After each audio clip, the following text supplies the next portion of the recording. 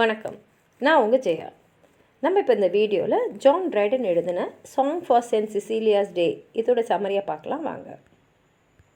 இது அவர் 1687 இந்த ஃபீஸ்ட் இருக்கும் இல்லையா, சென்ட் சிசிலியான்றவங்க மியூசிக்கான பேட்ரன் செயின்ட்டு, அவங்களுடைய அந்த ஃபீஸ்ட் டேக்காக பெர்ஃபார்ம் பண்ணுறதுக்காக தான் இதை எழுதினார். இதை 3 பாட்டாக எழுதியிருக்காரு. ஒரு பாட்டும் இசை எப்படி அதோட ஆதிக்கத்தை இந்த உலகத்தில் ஒவ்வொரு இடத்துலையும் செலுத்துதுன்றதை பற்றி தான் எழுதியிருக்காரு. ஆரம்ப கட்டத்தில் அவர் என்ன சொல்கிறாருன்னா, இசைன்றது ஒரு தெய்வீக தன்மை வாய்ந்தது. அதோடைய சக்தியால் தான் இந்த உலகமே உருவாச்சு.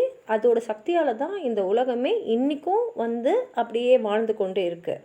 அதே சமயத்தில் இந்த தெய்வீக இசையால் தான் மனிதர்களை கடவுளோடு இணைக்க முடியுது. மனிதர்கள் கடவுளோடு எப்படி இணைகிறாங்கன்னா இசை மூலமாக தான். இசை மூலமாக மனிதர்கள் எளிதாக இறைவனை அடைய முடியும் அப்படின்னு சொல்கிறாரு.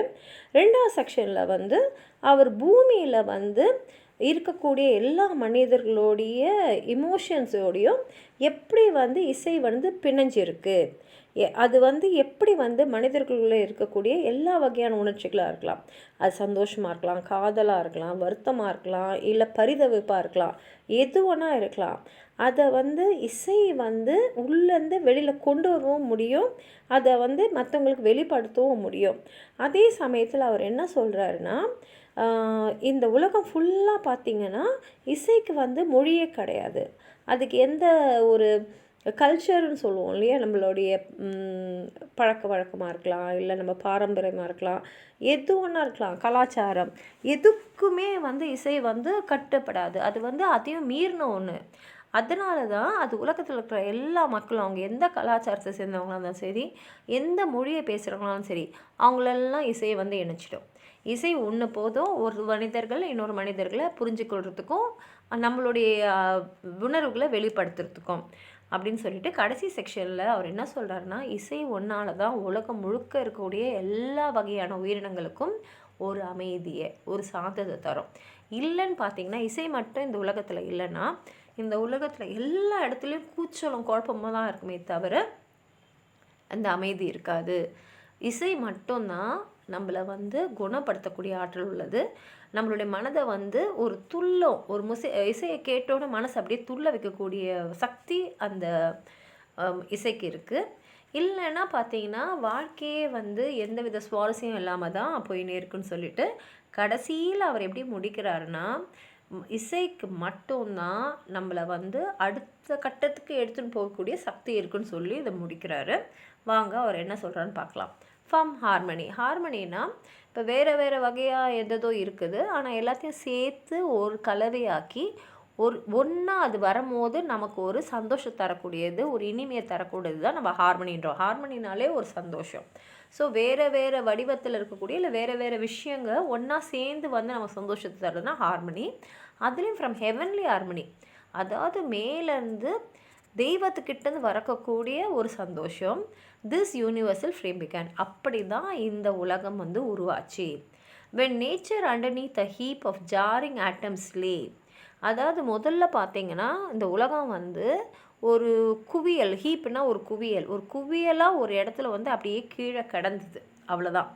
And could not heave a head, அது தலையை கூட தூக்க முடியல. அந்த சமயத்தில் the tuneful voice was heard from high, arise ye more than dead. அப்போ தான் இந்த இசை வடிவத்தில் ஒரு குரல் மேலேருந்து கேட்டுச்சு. என்னன்னு சொல்லிச்சுன்னா, இந்த மாதிரி செத்த மாதிரி இருக்காத, எழுந்து வா அப்படின்னு சொல்லிச்சான். அப்போ தான் இந்த உலகம் அப்படியே அந்த குவியல்லேருந்து எழுந்து வந்தது. அதுக்கப்புறம் then cold and hot and moist and dry, எல்லா சீசன்ஸும் வந்தது. Hot, cold and moist, dry எல்லாம் seasons. In order to the station sleep, அதாவது அந்த இடத்துக்கு ஏற்ற மாதிரி, அதாவது இப்போ இங்கே சம்மர்னா அந்த சைடில் வின்டர், அந்த மாதிரி சொல்கிறோம் இல்லையா, அந்த மாதிரி அந்தந்த இடத்துக்கு ஏற்ற மாதிரி எப்படி இருக்கணுமோ சீசன்ஸ் உருவாச்சு. அண்ட் மியூசிக்ஸ் பவர் ஒபே, எல்லாத்துக்கும் இசை அதுக்கு ஏற்ற மாதிரி அந்தந்த இடத்துக்கு ஏற்ற மாதிரி உருவாச்சு. From heavenly harmony this universal frame began, from harmony to harmony. Through all the compass of the notes it ran the diapason closing full in man. அதாவது உலகத்தில் எந்த இடத்துல இருந்தாலும் சரி, காம்பஸ்ன்றது ஒரு திசையை காட்டக்கூடிய ஒரு கருவி தான். எந்த திசையில் எந்த மனுஷங்க எந்த நாட்டில் வாழ்ந்தாலும் சரி, இசை வந்து அவங்க பிறக்கும் போதே, அதாவது மனிதன் உருவாகும் போதே அவங்களோடு சேர்ந்து பிணைஞ்சிட்டு இப்போவும் பார்த்திங்கன்னா எல்லா மனிதர்கள்கிட்டேயும் இசை கண்டிப்பாக இருக்கும். அது இல்லாத இடமே இல்லை அப்படின்னு சொல்லிட்டு ஸ்டான்ஸா 2ல் what passion cannot music raise and quell. அதாவது நமக்குள்ளே இருக்கக்கூடிய எந்த வகையான உணர்வையும் இசையால் வெளியில் கொண்டு வரவும் முடியும், கீழே வந்து அடித்திட முடியும். இப்போ நம்ம ரொம்ப சோகத்தில் இருக்குமானா அந்த சோகத்தை வந்து குறைக்கவும் இசைக்கு சக்தி இருக்குது. சந்தோஷமாக இருக்கும், இல்லை ரொம்ப போர் அடிக்குதுன்னா நம்ம மனதை வந்து துள்ள வைக்கக்கூடிய சக்தியும் இசைக்கு இருக்குது. When Jubal struck the corded shell, ஜுபல்ன்றது ஒரு பிபிலிக்கல் கேரக்டர், கார்டட் ஷெல்ன்றது ஒரு மியூசிக்கல் இன்ஸ்ட்ருமெண்ட். அவர் வந்து இந்த மியூசிக்கல் இன்ஸ்ட்ருமெண்ட்டை வாசிக்கும் போது, இசைக்கருவியை வாசிக்கும் போது, his listening brethren stood around and wondering on their faces fell to worship that celestial sound. அவர் வாசிக்கும் போது அந்த வாசிப்பு வந்து அந்த இசை வந்து தெய்வீகத்தன்மை வாய்ந்ததாக இருக்குமா. அப்போ சுற்றி இருந்து அந்த இசையை கேட்குறவங்க எல்லாருக்குமே அந்த இசையை வணங்கணும்னு தோணுமா. ஏன்னா வந்து அவ்வளோ தெய்வீகத்தன்மையோடு அந்த இசை இருக்கும். Less than a god they thought they could not dwell within the hollow of the shell that spoke so sweetly and so well. ஏன்னா அந்த இசையை கேட்கும் போது கடவுளால் மட்டும்தான் இப்படிப்பட்ட ஒரு இசையை வந்து இந்த ஷெல்லுலேருந்து, கார்டட் ஷெல்லேருந்து உருவாக்க முடியும். ஏன்னா அந்த இசை அவ்வளோ இனிமையாக இருந்தது. அதனால் இந்த இசை வந்து கண்டிப்பாக தெய்வத்தால் உருவாக்கப்பட்ட இசை தான் அப்படின்னு முடிவு பண்ணிவிட்டு எல்லாரும் அதை வணங்கிறதுக்கு தயாராக இருப்பாங்களாம். What passion cannot music raise and quell. 3வது ஸ்டான்ஸால் the trumpet's loud clangor excites us to arms. ட்ரம்பெட்னா இந்த போர்லெல்லாம் முரசு கொட்டுவோம்ல, அதுதான் ட்ரம்பெட். அந்த முரசு சத்தத்தை கேட்கும் போதே எப்படி இருக்கும்னா எல்லாருமே வந்து போருக்கு தயாராகிறதுக்கு உடம்புல வந்து அப்படி ஒரு வேகம் வரும். எல்லாருக்குமே வந்து போய் நம்ம நாட்டை காப்பாற்றணும், நம்ம எதிரியை வந்து அழிக்கணும் அப்படின்னு தோணும். With shrill notes of anger and mortal alarms, எல்லாரும் கத்திக்கிட்டே வருவாங்க. அந்த இசையை கேட்ட உடனே மார்டல் அலார்ம்ஸ்னால் எல்லா மனிதர்களுமே உடனே ஒரு அலாரம் அடித்த மாதிரி எழுந்து வந்து கோவமாக நம்மளே தாக்க வரான் இந்த எதிரி அப்படின்னு வந்து அவனோட போரிடக்கூடிய ஒரு தன்மையை நம்ம உடம்புக்குள்ளே அது உண்டு பண்ணும். The double beat of the thundering drum cries, hark the enemy, the foes come. அதாவது அந்த ட்ரம் வந்து வாசிக்கிறாங்களே, அந்த வாசிப்பை கேட்க தெரிஞ்சிடுது, ஓ நம்மளோட எதிரி வந்து நம்ம கிட்ட வந்துட்டான் அப்படின்னு. Charge it's too late to retreat. உடனே போய் தாக்குங்க, இனிமேல் பின் வாங்கிறதுக்கு நேரமே கிடையாது, தாக்குங்க, அந்த எதிரி வந்து ஓடவே கூடாது, அவள் அழிஞ்சிடணும் அப்படின்ற அளவுக்கு நமக்குள்ளே ஒரு வேகத்தை உண்டு பண்ணுறக்கூடிய சக்தி அந்த ட்ரம்பட்டுக்கு இருக்குது அப்படின்றாங்க. ஸ்டான்ஸா 4ல் வந்து அவங்க ஃப்ளூட்டை பற்றி பேசுகிறாங்க.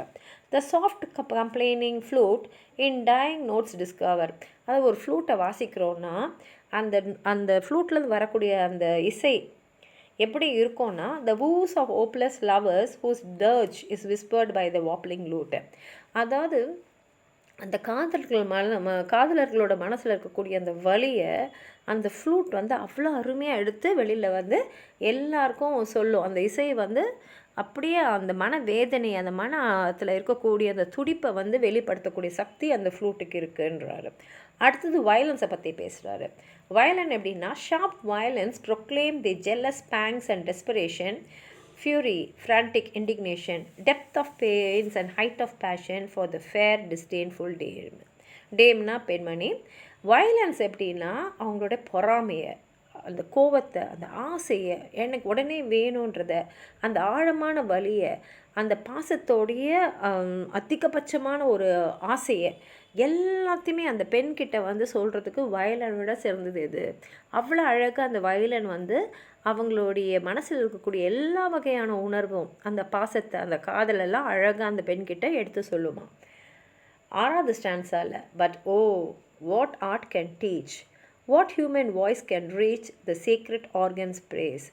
இவ்வளோ இசைக்கருவிகள் இருந்தாலும் சரி, கார்டட் ஷெல் ஆகட்டும், ட்ரம்பெட்ஸ் ஆகட்டும், ஃப்ளூட் ஆகட்டும், வயலன் ஆகட்டும், எது இருந்தாலும் சரி, தெய்வீகத்தன்மை வாய்ந்த அந்த மனித குரல், அதை வந்து எதுக்கு தான் நம்ம ஈடாக சொல்ல முடியும். Notes inspiring holy love. ஏன் இந்த குரலுக்கு இவ்வளோ சக்தி இருக்குன்னா, அது கடவுள் மேலே அது வச்சுருக்கிற அன்பை சொல்லுது. அதனால் அந்த குரலே வந்து அவ்வளோ தெய்வீகத்தன்மையோடு இருக்குது. Notes are wing their heavenly ways to men the choirs above.